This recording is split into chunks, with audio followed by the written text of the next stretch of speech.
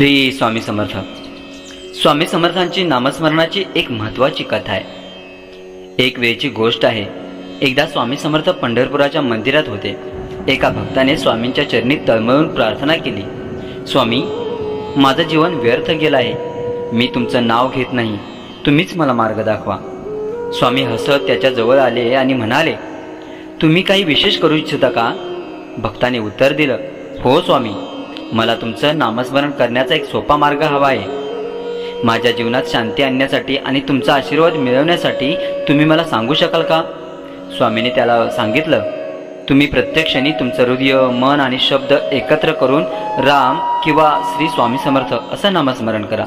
हे तुम्हाला अडचणीवर मात करण्याची ताकद देतील। स्वामी म्हणाले, नामस्मरण हे साधं परंतु प्रभावी साधन आहे।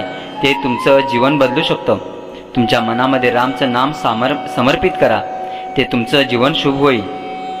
भक्ताने त्यांचा सल्ला स्वीकारला आणि त्यांच्या जीवनात नामस्मरण सुरू केलं। त्याच्यातील आंतरिक बदल हळूहळू दिसू लागले। त्याला शांती, समाधान आणि प्रेमाचा अनुभव आला।